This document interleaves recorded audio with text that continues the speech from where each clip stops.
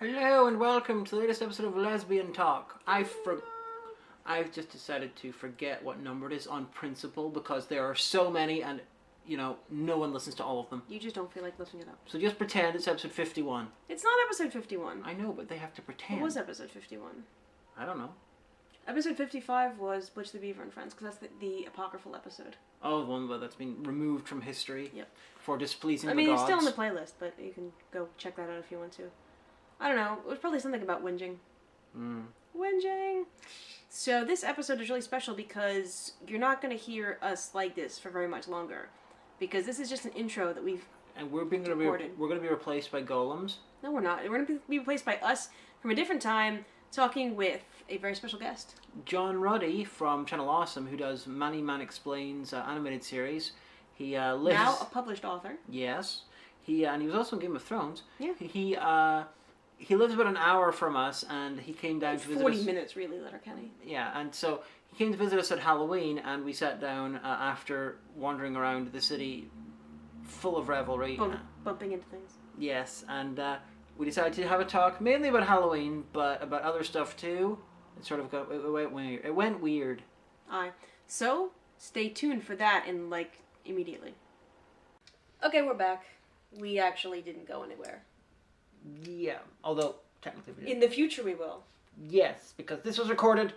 In the past? On Halloween. Ooh, it's spooky. It's not actually. Yes, because we wanted to take advantage of the fact that we have a fellow Channel Awesome alumni in the room who just went out with us on Halloween, USA Today's top place for Halloween-related activities in the world, beating out Salem, Massachusetts, and Transylvania, and New Orleans, and the list was very American-centric. There was only 3 that weren't in America, and Derry was fucking top! Boom. So this is John Ruddy from Manny Man Explains History, where he does something involving mathematics. Well, mathematics, I look at dates a lot, and I kind of do all of the addition. But yeah, no, it's all history. I try to make history fun and digestible for people, and so far it's been going well. People have been really enjoying it, and yeah, I love it. He's got more YouTube subs than God. Apparently. Yeah. Yeah, does God have one of those little sort of things you get for 100,000 subscribers? I think not. No, but God has God fucking made Twitter followers. No, God has several. Well, Voice of God has several million Twitter followers, but only follows one person, Justin Bieber. Oh, I love that. That's like what he called Deadpool. Only only follows one account, and that's Hello Kitty. That's great. That's brilliant. But we've just got back from being out in Derry at Halloween, and it's award-winning Halloweenness, and the thing that it wins the most awards for is its fucking weather, because it was rainy and it was cold. It was classic Irish weather. Standing on the Craigavon Bridge over the foil with rain in your face. It was like a wind tunnel of cold. It wasn't that cold. But it was good because I was dressed up as V from V for Vendetta, so I was well covered. And not only that, but in the wind and the rain, my cape billowed and it looked awesome. Yeah.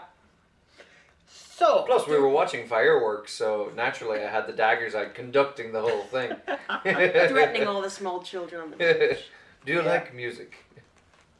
Now, Omega, what was your feelings of when you first came over here of being like, oh, they say that they're good at Halloween? I never said that. No, you were like, it's a big party, and I was like, that's cool. Well, then let's go on and be a part of it. And so we, my brother-in-law Teddy the Minion lives up Craigan Hill, so we stood up there, and you can basically see the fireworks from his bedroom window. And then I was like, oh, let's go down and we'll go to a pub or something, and then it'll be grand. And I didn't realize that the entirety of Western Europe empties into the town on Halloween. Yeah. So we walked around and it was alright, and ended up at this one pub and club, and we had to pay quite a cover to get in, and everybody was 13 and it was very loud, but we had a drink and that's what counts. Yeah, Halloween is massive deal over here. Probably because it's so close to Guy Fawkes Night, and which you can't celebrate in Northern Ireland for obvious fucking reasons. Plus, probably because of Samhain as well. Well, that's it. I mean, Halloween is originally an Irish festival. You know, Samhain, Iha Hauna. the one night of the year where the spirits could come back from the dead. And it was also the Celtic New Year. Was it? Yep, it was the Celtic New Year. Rather than kind of waiting until kind of January, February, they thought, right, the world is dying, and so they began their year with the death of the world, and as then they would come to in bulk in the start of February, and that would kind of be the rejuvenation, and so then the rest of the year would breathe new life. So they start at the end essentially. They start with death. They get the death over and done with, and then they enjoy the rest of the year. Oh, is that like the Celtic sort of belief? After you die, you go to the other world, which is exactly the same as this world. And then you die in the other world, you come to this world. I'm not sure about that now. I mean, I think it was kind of seen as a kind of time of transition, and some would reckon that's also where the idea of trick or treating came from, or the idea of dressing up, because there's a lot of superstitions with fairies in Ireland as well, and the idea of these fairies, not so much little like Tinkerbell fairies, but more similar to like Tolkien's elves, like the children of the forest in Game of Thrones. Absolutely. That's what that malevolent force, who seem innocent but will fuck you over. And the White Walkers in the books, not in the TV show, but in the books, they're described as being like the sheep. Yeah, the others. Yeah. So the idea was on this night where all of those spirits could come freely and walk freely, that in order for you to walk freely amongst them, you would dress up. They'll never know it's me. Yeah, exactly. They'll never know. They won't grab you. And the idea as well, they would come to the door, looking for, a treat, or looking, give me something, otherwise I'm going to do something bad to you. So there's certain things now. Obviously, it's blurred in the millennia of history, but that's potentially where the thing came from. And the idea of the jack-o'-lantern may have originally been a severed head. Well, the Celts were big into severed heads. Yeah. No, like you are. No, they were. It was a great fashion statement. There was Roman accounts of the Celts having collections of severed heads of people that they defeated in battle, and they wouldn't sell them to anyone else. Even they were worth more than their weight in gold. It was a sign of prestige, and that you had their strength because you took their head. You'd have all the really worst ones, but be really proud of them, just like all your DVDs. Well, you were an ancient Celt. I seem to recall whenever we were moving into this new flat that I found in the one of the shops, I found a bunch of heads which were for used for makeup and stuff, and I came very close to wanting to buy them so I could put them on ropes and hang them up like Celtic severed head collections. I had no problem with that. It was your father who disagreed, so don't. No, I decided not to do it because they didn't have. You're supposed to have them hanging up by their hair, and they were bald. Well, that doesn't work. They're big, long ginger locks of hair. Yeah. Yeah, then you would have to buy a wig, and then the expense of severed heads would have been prohibitive at that point. Yeah. Plus, then when the guy came to set up the broadband, he might not have stayed. But the guys, traditionally in Ireland, the jack-o'-lantern was with a turnip and not with a pumpkin, although in the last 10, 15, 20 years it's become the pumpkin thing. But when I grew up, whenever I grew up in Derry, and that was not exactly a massive long time ago in the course of human events, it was still turnips. I remember. Now it wasn't too common because turnips are just awkward to carve, but I do remember they're hardcore to carve. Yeah, although you boil them first. Many people make the rookie mistake of just trying to carve a solid turnip. Oh no, that's what we did. Oh yeah, no, you boil it first. Oh no, that's the wussy way to do it. Oh my god! You gotta use a full-on big knife. You gotta carve an unboiled turnip. Yeah. And then you gotta Did your father refer to this as character building when you were young? No, schools did it as well. Oh, man. Here, kids, have some knives. You would extract all the insides. You would carve the outside, and you would put a candle inside. My mom is so hardcore that every year at Christmas she would grate turnips into this shredded turnip dish, which is actually kind of nice that she made every year. But I'm so hardcore. I spent 11 hours carving a pumpkin one year. What was it? How big was the pumpkin? It was bigger than my head, which is very big. Yeah, I have a big head. It's a torture finding good hats. But no, it was Smaug the Magnificent. Oh, okay. I thought you meant just for some reason it was really hard. You chiseled. No. It was really detailed, and it was based on one of John Howe's paintings. and as soon as I finished it, this was about 3 or 4 years ago. I emailed it to him, and he emailed me back like 5 minutes later, going, "Oh my god, that's so cool! Can I share it on Facebook?" And I was like, "Yeah, sure, of course, yeah." I go on. So John Howe then shared my pumpkin, and it's to date it has been my best pumpkin. John is so very artistic. My carving abilities are terrible. Although I was carving an actual unboiled turnip at the time. I wasn't. We did it the same way every year. My mom got 2 pumpkins, a bigger one and a littler one. And then she would cut the top off and hollow them out, and then draw the triangle eyes, triangle nose, and the mouth, and then cut them out. And they were the exact same every year. And they were like pumpkins. Halloween. Boring. But Derry at Halloween. The inside of a pumpkin smell nasty. Because Derry, I'm pretty sure this grew out of the Troubles. You got a bunch of people got together and dressed up at Halloween because this happened during the Troubles. This is the 30th anniversary of this becoming an official thing. So this must have started in the late 70s, early 80s. That would be 1986. Yeah, that's for the first official one. So people must have dressed up and done that beforehand. Yeah. So I think that it was go to the Troubles, and then the fireworks happened because fireworks were illegal in Northern Ireland, so that was a big thing, of getting fireworks. And it's grown and grown and grown. Well, it's a good tourist thing for the city, too. Big time. Like, they said that they made so much money off the Clipper Festival this summer, they want to do it again. That's good. Which would be great, because there was so much fudge, you guys. It also helps whenever you've got a city where its emblem, its coat of arms, actually includes a skeleton. Sitting as if he's waiting on something. He's just sitting there. It's a commentary on our bus system. Yeah, people waiting on a bus. It's just a press cut. The really great thing, though, is it's on the city crest, which is on things like, the light posts and stuff. And it's really great to be walking to work on a Sunday morning. Skeletons. Before the trading hours start. And you can tell all the tourists, because they've been awake and roaming the city for hours, stopping to take a picture of a light post that has the crest on it. Oh, apparently the skeleton is a Norman knight who was put into an oubliette. Correct. 10 points for Gryffindor. Yeah. See, I'm the one who made my name on the internet to begin with, reviewing Bone Kickers without doing any research. Bitch, please. I know. You're the history expert. I'm a quite well-read non-expert. You'd be Slytherin, though. Yes, I would probably. Yeah. I'd be Ravenclaw because I hate everybody.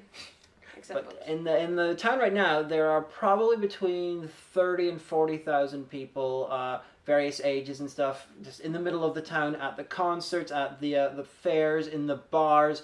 Most of them in some form of fancy dress. There's a few big like high dollar bar or like masquerade balls going on. There's one I think at the Everglades, which is not the Florida Everglades. it's a hotel. Out on the bayou. Like on the water side. Like the first time. Down the water side. There's also a restaurant at the Brunswick Movie Bowl called Martha's Vineyard. It's quite confusing. And then there's Richmond. And then there's the Richmond Centre. Richmond Centre, yeah, Richmond. Which state's Richmond again? That's Virginia. That's Virginia. Yeah. Oh yeah, that was the capital of the Confederacy. Like the first time. Fun fact. The first time Omega was over for Halloween, she figured we'd be able to get a quiet drink at a bar at Halloween. So we went down to the center of town. Because there are so many pubs in the city, you guys. So we went down to the center of town and then chose a direction, and we walked a full mile before we found a bar that we could get into. That just shows how packed the place is. Which is Envy, the only gay club in town. When I was a kid/teenager, whenever we were in town for Halloween, we wouldn't even go into bars because you wouldn't get served. So you would basically hang around outside the entire night. So you got the entire town is still, outside the bars is packed with people. It's insane. But they had a bunch of stuff leading up to this. Mr. Ruddy did not partake in any of this because he lives in the godforsaken lands of an hour away. Oh yeah, over on the opposite side of the border, over in the Republic. In the EU. Yeah, we're still in the EU. Yeah. In Europe. Although although it was always great fun because we always had to smuggle fireworks across the border. They're not legal in the Republic. No, they're not. Oh, so you'd always go into Derry, buy them, and then drive them back. When was that? Because they were illegal during the Troubles in the north. Well, this was during the 90s. Okay, that was I when was born 89. I'm a kid. It's like being in Pennsylvania because there were certain years that fireworks and sparklers and snap bangs were illegal. Because I remember driving up, because you would go down to Delaware because there's no sales tax in Delaware, buy like a whole bunch of alcohol or like furniture or something like that, and these big, huge billboards for Liquor World on I-95 and fireworks.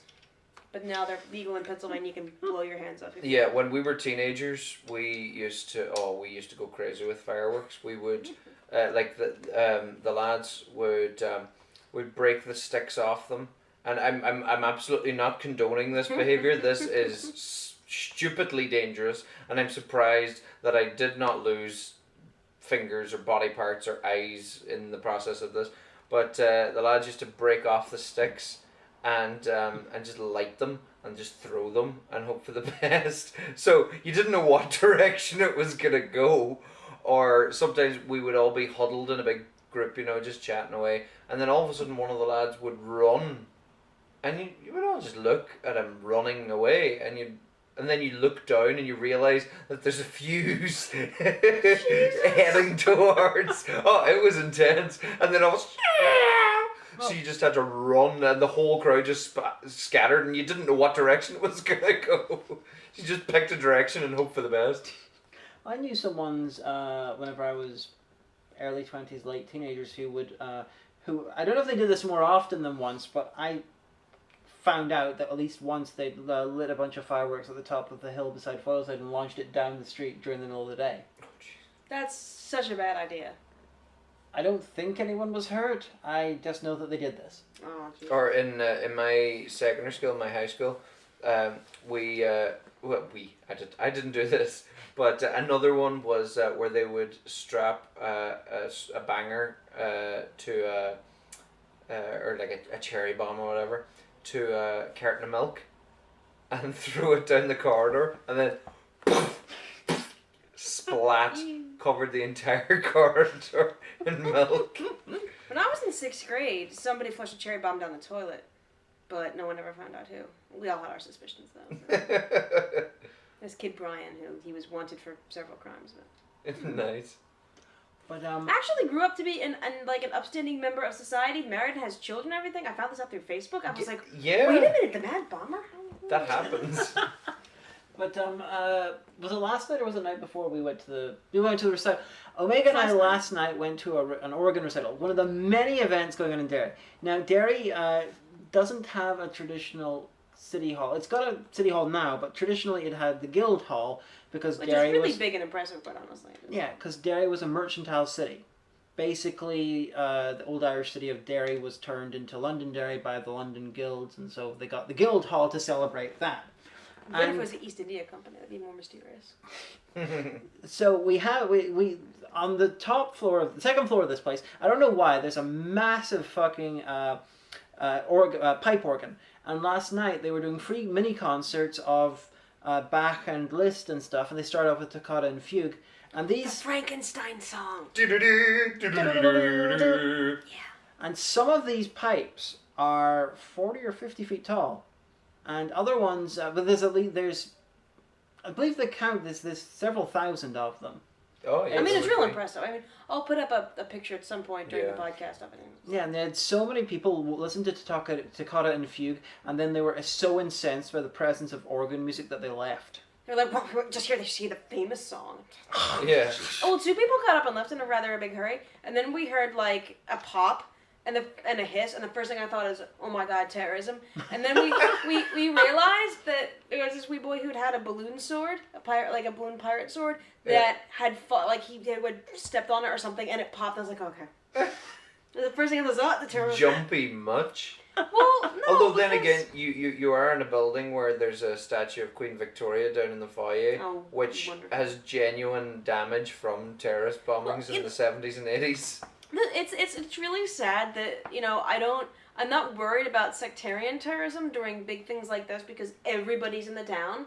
So it would Northern have to Ireland's be not bad anymore, by the way, guys. I know. So it would have to be an external terroristic force. And so, who was I talking to? It was one of my friends back at home, and I was talking to him on Facebook, and they're like, well, are you worried about like ISIS and stuff like that being in Europe, and I said, "Oh, please." ISIS doesn't give a shit about Northern Ireland. Well, the It'd be idea. the worst place for them to try to do anything anyway. Exactly. Like, there's so many homegrown terrorists. They'd be like, Because not turf. culturally, Northern Ireland is still used to it. And Yeah. so they would not get the fear they need. There's not Yeah. there's not a big Muslim population anyway, so they would not have any places to like hide. It's a stupid idea. Not that Muslim populations, Well, I'm just saying they would need a population to hide in. Yeah, no, it's yeah. Obviously, vast majority of Muslims have nothing to do with that. Obviously. Absolutely. Well, I mean, it's just the idea that like there would then like all the terrorist groups would be like, was it you? Well, I don't know. Yeah, was it you? No, it wasn't I me. don't know. All right. We didn't do it. It would kind of become like almost become like a Scooby Doo Yeah. of paramilitary groups. That would be Getting great. together. With the IRA, the UDA are looking at each other. Go, well, we didn't do it. Who did it? Oh, then they team It was up. old man ISIS the It was whole ISIS. time. And then I they would have team got away up. for it if it wasn't for you crazy team up. terrorists. The IRA and the UDA team up to beat ISIS. Oh, it would be like an an 80s kids show. Oh dear. like the episode Well, of Captain Planet did save Yeah. Belfast. Fenian Tig. Oh, wow, that's a Oh. Catholic name if ever I heard one. Oh God.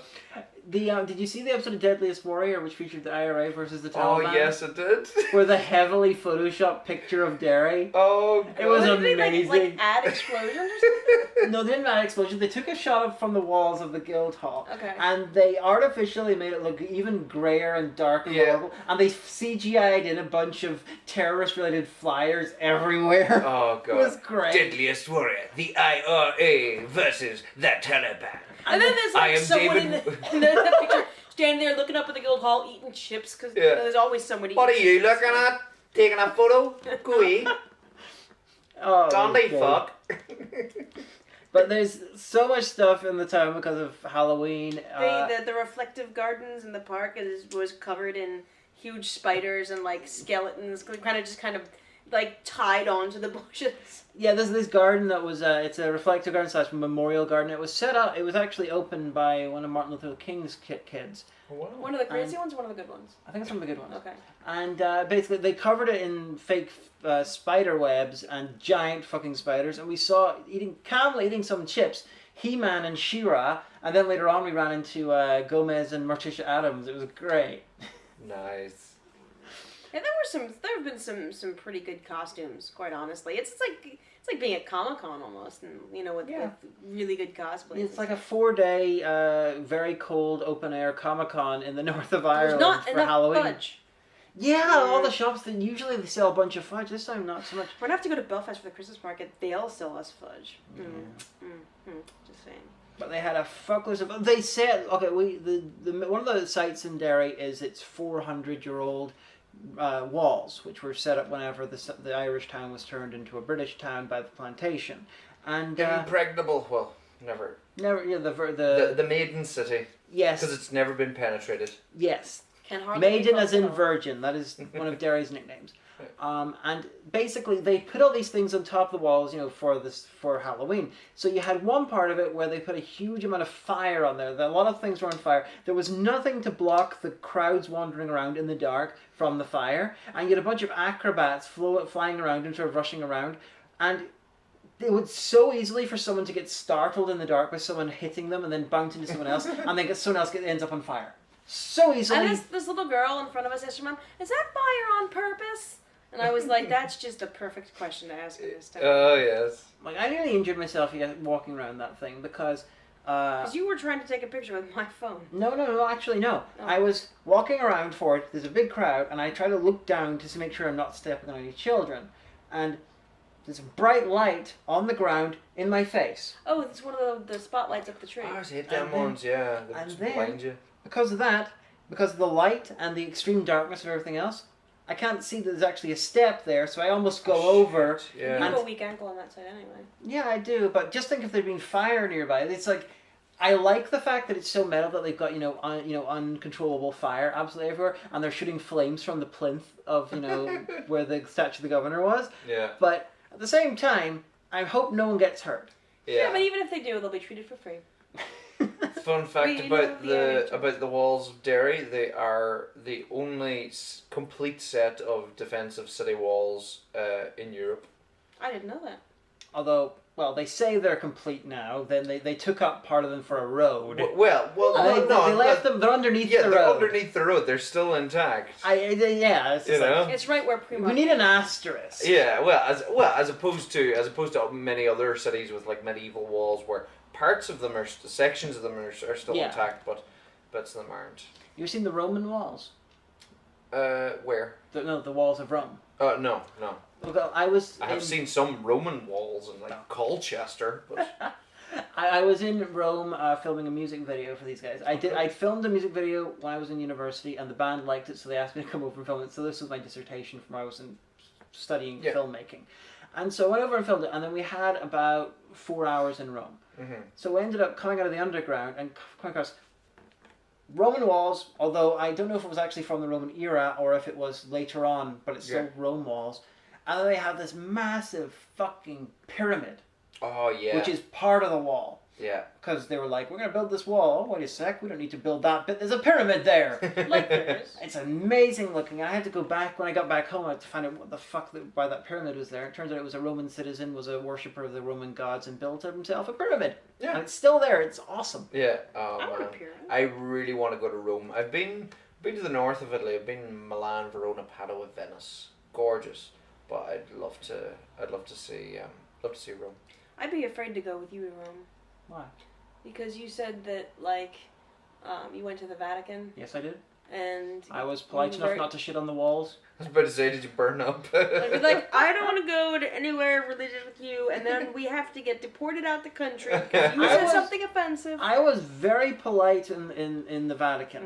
And then I got out of the country, discovered the Pope had gone elsewhere and said horrible stuff about queer people, so I was like, he did not hold to his end of the bargain. Wait, which Pope was it? Was it John Paul or Benedict?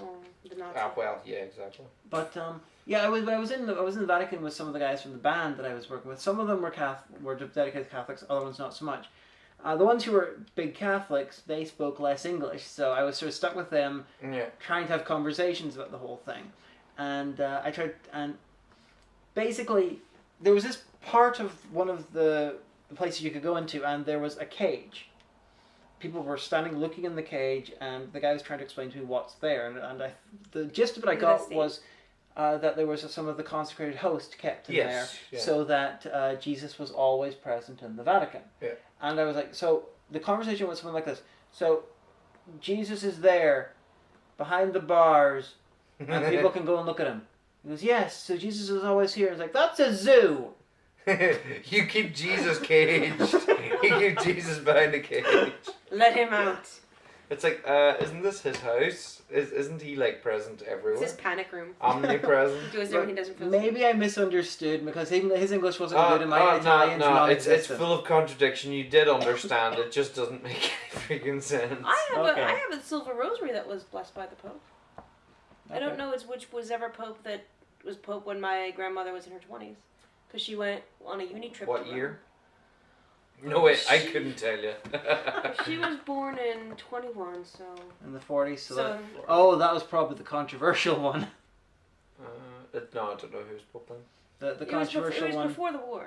The one. The one, there was one Pope that was controversial. In the last 100 years... Leo X, he was very controversial. In the last 50 years, the most controversial one is probably the one during World War II.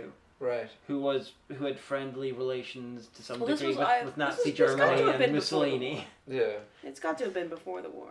Because I don't know why they'd go during World War II. Yeah, but I think he was Pope from like the late 30s. Yeah. Oh, okay. Well, I mean, sure, there's all those, the connections with Mussolini. What Holocaust? I see nothing. Oh, look over there. That big chin of Mussolini always reminds me. Of Alexei Sayle. Am I wrong? Well, I was thinking of another would-be politician who is running for power and has a tendency of throwing his chin up the same way, You talking about the star of Return to Frogtown? No, I'm talking about that guy who helped that little random kid who was lost in the Plaza Hotel back in 1992. Tim Curry's not a politician. Oh, wouldn't that be amazing if Tim Curry was a politician? He'd just look at you and laugh, and then you'd be like, I'll vote for you, sir. I know. Have you seen the new Rocky Horror? No, I haven't. What's it like? I've seen bits of it, Yeah, and I saw the trailer. as far as I can tell, there seems to be little to no point in doing Rocky Horror if you're making it less extreme than it was in the 70s. Well, yeah, oh, it's not as extreme. This cut out the swear words. They've made it a lot more mainstream. It was directed by the guy who did High School Musical. The only reason I can see to remake Rocky Horror is to make it as extreme now as it was in the 70s, which would mean you have to make it worse. Yeah, exactly. And they got Laverne Cox playing Frankenfurter, and they got, the point of Frankenfurter is they're supposed to be, you're not supposed to find them attractive, but you secretly do. Yeah. Laverne Cox is an attractive, tall black woman with big tits. Yeah. There is no sort of forbidden, perverse delight in liking for Laverne Cox. She's very attractive. Yeah. What they really should have done, if you're having a woman play Frankenfurter, is give them a massive cod piece, give them a beard. You gotta gender fuck them. Well, I'd seen a production of Rocky Horror where the guy playing Frank was, I found him, it was a bit too limp-wristed for Frank. I found that Frank kind of, he was very domineering and very, very much in charge, and he just didn't seem dominant enough, and like the way that I looked at it is, Frank to me had to be able to turn a straight man. Yeah. And and like I'm straight, but I watched Tim Curry and I'm like, damn, it's like ooh. Yeah, you've got to, it's the sort of thing that you're not supposed to find attractive, but secretly you do. Yeah. Well, Laverne Cox, she's attractive and she's tall and she's got big tits. Hardly controversial. Oh, Shantae. So, I can't really say anything because I've actually never seen Rocky Horror. I know the basic point. Oh well, I'll be doing. I've read the wiki. I will be doing a screening. I did a screening of it there in August, and it was so much fun in Letterkenny. I don't want to go to one of those because I've heard if you've never seen it before, then you're like publicly humiliated. People throw things at you and shout. No. Well, I mean, at the one that we were doing, I'd say about half of the audience were Rocky Horror virgins, so it was okay. We were gentle. Okay. Yeah, I went to showing a couple of years ago in Derry. I know that the point is you're supposed to shout at the but my mother always told me to shout. No, although it was quite at the screening, because you had so many people who kind of didn't know the whole shouty thing, but it's just so much fun. There are some who say that life is an illusion. Life is an illusion. And that reality is simply a figment of the imagination. Reality is a figment of the imagination, shit like that. Yes, I'm Brad Majors. Asshole! And this is my fiancée, Janet Weiss. Slut! Yeah. Is she a slut? You'll have to watch and find out. I'll read the wiki. Well, she's Susan Sarandon. No, you have to experience Rocky Horror. Well, I know It's the a fun Time Warp film. song because my friend Brendan was like obsessed. Plus, it's all Halloweeny and stuff. Yeah. But I know that Susan Sarandon, didn't she like almost die of pneumonia during the filming or something? That's possible. She got pneumonia because the water was cold. Yes, it's raining. No, the water at the end. Yeah, I know. But the single, you are wet. The single saddest thing about watching the new one, because I haven't seen the full thing, I've seen little bits of it. Yeah. Tim Curry in it. Oh. Because he's playing the criminologist. Yes. But he had a stroke a couple of years ago. Yeah. And he is trying his best to act, to get the words out, get them out clearly, to get the emotions. Yeah. And he is clearly... either it's a side effect of how the stroke has made him appear, or he seems to be under serious distress trying to do it. One-sided paralysis so sad. Is a hallmark of stroke. It is so sad. Out of all the actors to get a stroke and basically lose clarity of speech and performance, that is tragic. It's sad to say. I remember it was last year. There was a screening of it. There was a live performance in London for UNICEF, and you had throughout the show you had all guest criminologists. Oh, that's so cool. Stephen Fry came out at the start, and I was like, oh my god. and Emma Bunton did the Time Warp, and who else? Alan Head, Anthony Head. He was the criminologist at one point. He was Frankenfurter a lot. He in was. the 90s. He was, and then finally at the last bit after, is it Superheroes, the last song, and some insect called yes, the human race. Who comes out? Richard fucking O'Brien.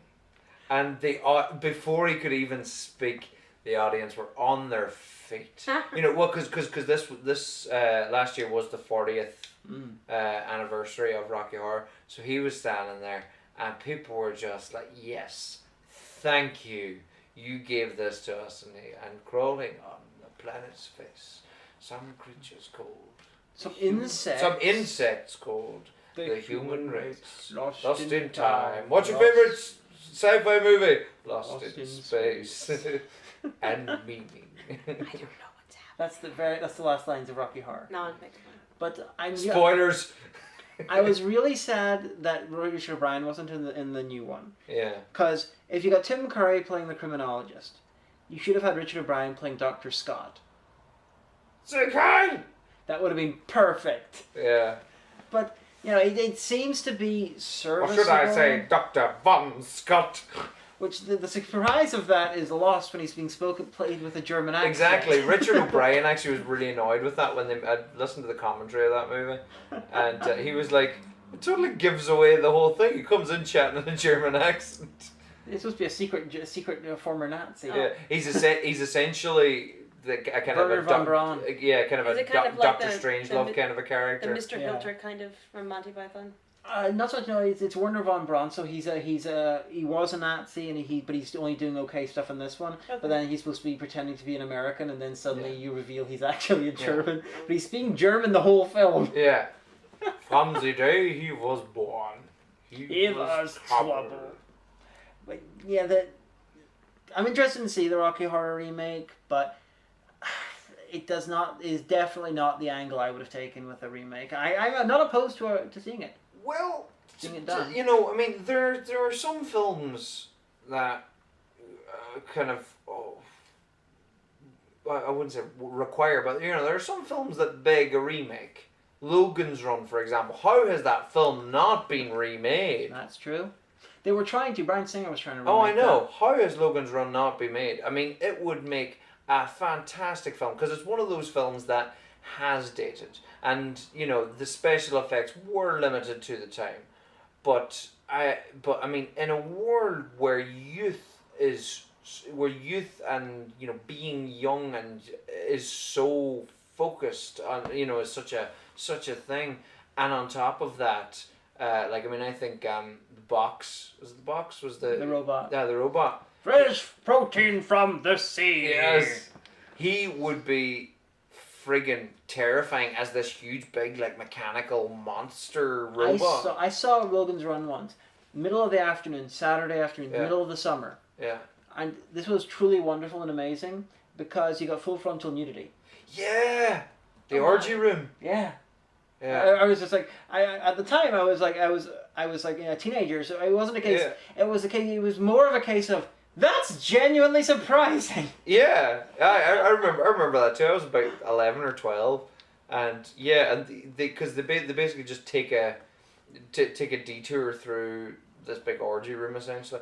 Have you seen Logan's Run? No. It's really good. Basically, the concept is it's like a post-nuclear war. It's 1976. Was this the one that you're killed when you're 30? Exactly. So it's the and the population book is based control. on you're killed when you're 21. Oh wow. And so there's essentially, it's in some ways it's kind of similar to WALL-E in that way, where you've just kind of got this computer running the whole show, but maybe it was remade in the form of WALL-E. But yeah, no, like, I mean, so films like that do own us a remake, I think. But then there's other films like, I mean, Rocky Horror is timeless, and there's it was designed to be timeless. Exactly. Oh yeah, absolutely. I mean, it was based. I mean, the show itself was based on shitty 50s B movies. Yeah. So, you know, you can't remake that. They deliberately. This is for Omega, for the audience, because it looks a bit quizzical. at the time when they were making the film of it, there was push to make it more current for the music of the time, very 70s. And they said, no, we're keeping it 50s inspired, because if something's already dated, it's not going to date in the future. And Oh, that's like how, Grease and stuff like that. Yeah, exactly. Okay. yeah, although it wasn't as 50s as Grease, but it was deliberately done to avoid what was popular at the time, which was very clever. Yeah. And yet, then when they're in the car, they have the Nixon resignation speech. And again, Richard O'Brien was like, why did they put that in the film? It didn't. But yeah. But in the remake, the guy who played Brad seems fine. Everyone else seems to be varying degrees of not as good. But the guy who played Brad, he's doing very Barry, what do you call him, very well. Barry Bostwick, very well. But I'm fine with having a remake of it, but you'd have to make it more extreme. Yeah, and yeah, it's but as I said, you know, there's some films warrant. That is the word I was looking for. Warrant a remake. Or films that have interesting ideas but didn't quite get pulled off. Yeah. They're the ones you should remake. Like Batman v Superman. Oh, jeez.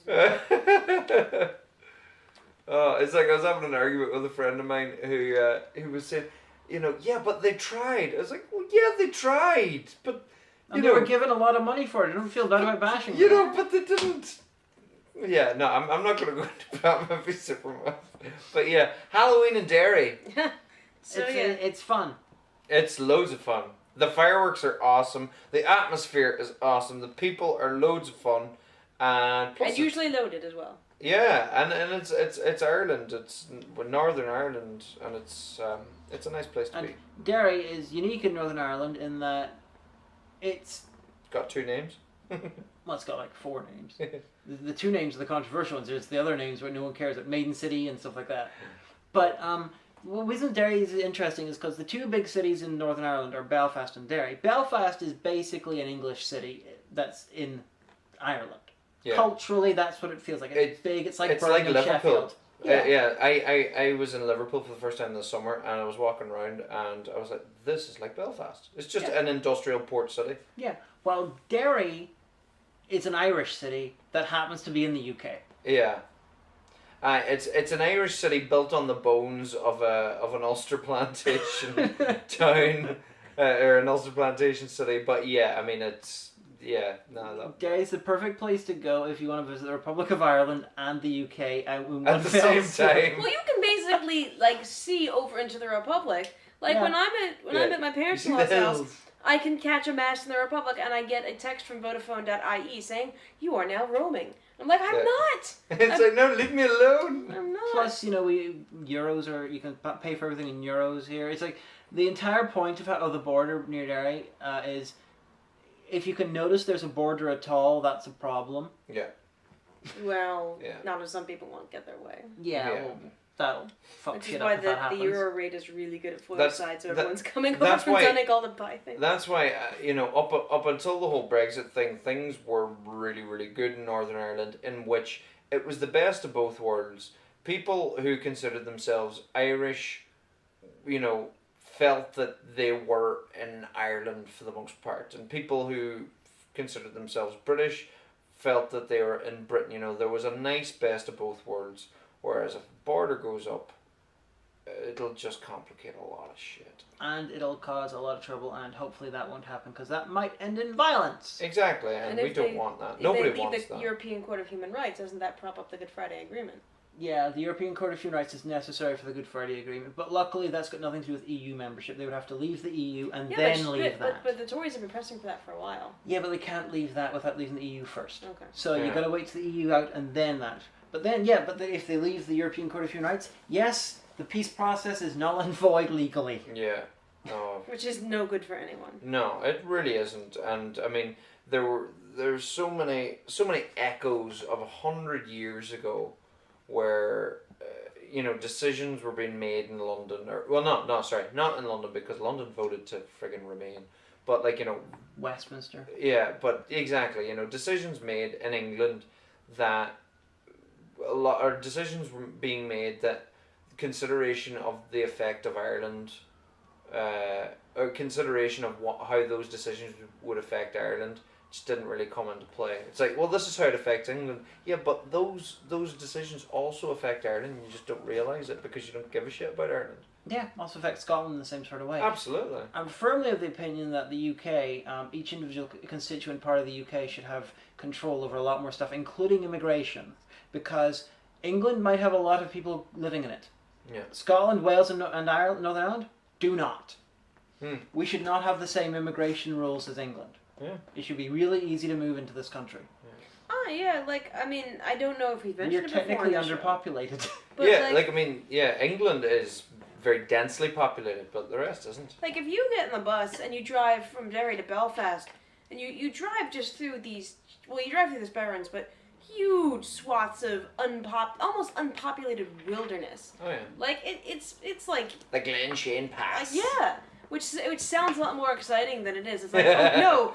It's been a bit icy. They've closed the Glen Shane Pass, which sounds like oh no, It sounds like the something like Lord bandits of the are Rings. coming. You're basically driving through the background of some of the Riverlands in the north and Westeros. Yeah. I mean, technically, Literally, yeah, they have actually, because that's where they shoot Westeros. Yeah.